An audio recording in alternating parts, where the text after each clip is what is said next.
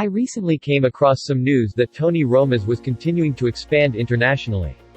But I do recall them having scaled down. There were more than 25 of their restaurants in Canada at some point.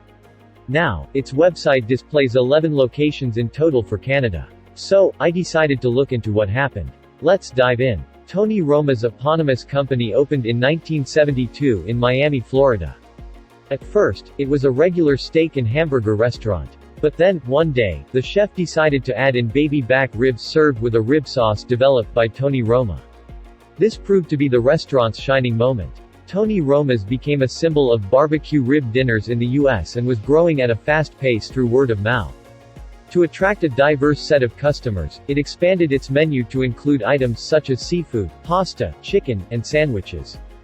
Something very interesting happened in 1976. Clint Murchison Jr., the then owner of Dallas Cowboys, went for dinner at Tony Roma's when the team was in town for Super Bowl. He was so impressed by the ribs that he outright bought Tony Roma's U.S. franchise rights. Murchison and Roma formed a corporation, Romacorp, to operate the restaurants and sell franchises across the U.S. But the duo was also peaking at the international scene. 3 years later, they opened their first restaurant outside of the U.S. in Tokyo, Japan. Nowadays, there are 8 Tony Roma's that are active in Japan. The ribs were still a hit in the 80s, with Tony Roma's opening around 44 restaurants by 1985. They had stores in New York, Chicago, Oklahoma and California by then. They wanted to take the franchise to the next level and even hired a professional franchisee agency. But they decided to manage their franchises internally in the end. Their growth plan called for more multi-unit franchisees instead of company-owned ones. This strategy would give latitude to franchisees to open in multiple locations. For example, their Japanese franchisee operated stores in Japan, Hawaii and Guam. In the mid-80s, the ownership of Roma was passed on the Murchison's children and they appointed Kenneth Reimer, who was managing some companies owned by Murchison, as CEO. Apparently, when Reimer took over, the chain was not performing too well financially. He decided to relocate the headquarters to Dallas, which took a lot of time and effort to organize.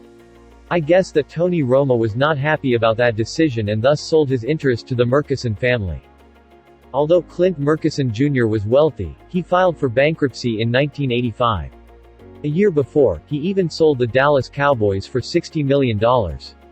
Murchison had invested in a lot of businesses over the years. And when I say a lot, I mean he personally owned over 140 corporations. And the nail to the coffin was that he had put personal guarantees on them to finance the projects. When most of these businesses failed, he was personally liable to the creditors. Murchison had a terrible ending. He suffered from nerve disorder, which strapped him in a wheelchair unable to speak. He died from pneumonia in 1987. Despite all this turmoil, Tony Roma's had expanded to 146 restaurants in 16 states and 4 continents by 1991. The growth was accompanied by remodeling the restaurants and introducing new operating systems.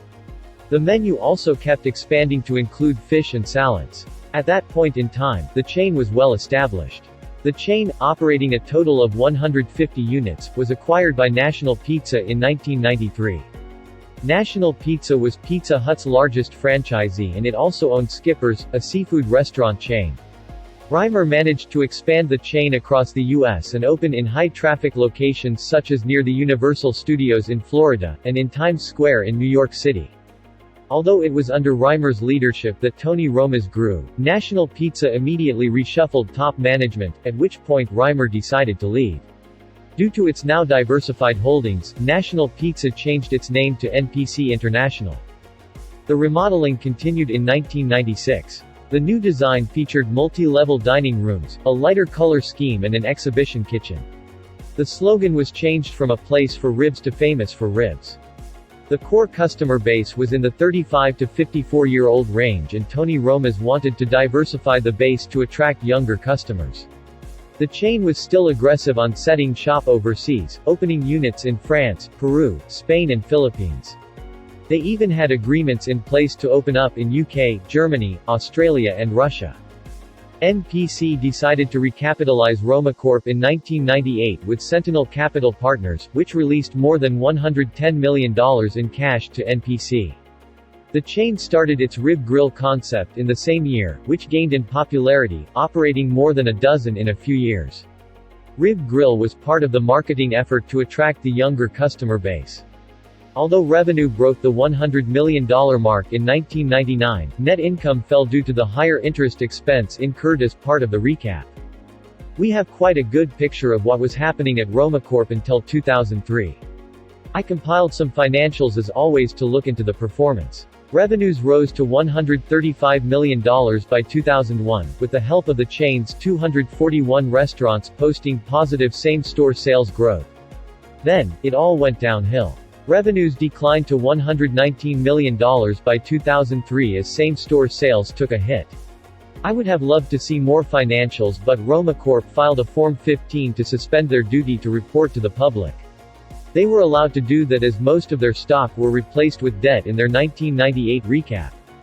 But that's okay. We can judge their performance by looking at the chain restaurant's expansion since then. From their website, it seems that they have less than 110 restaurants open, which is less than half of what they had in 2003. In early 2000s, the chain was transferring ownership of company-owned restaurants to franchisees. It all went downhill from there. A lot of franchisees ended up closing down their stores. I am no expert in the business, but it seems that they did a poor job at selecting the right franchisees. Then in 2005, Romacorp declared bankruptcy. It was unable to sustain the high-interest debt that it incurred with the recap. The financial crisis in 2008 aggravated their situation.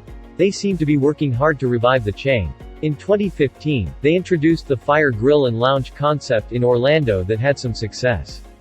But their original format seems to have fizzled out, recently opening a new one in over 6 years.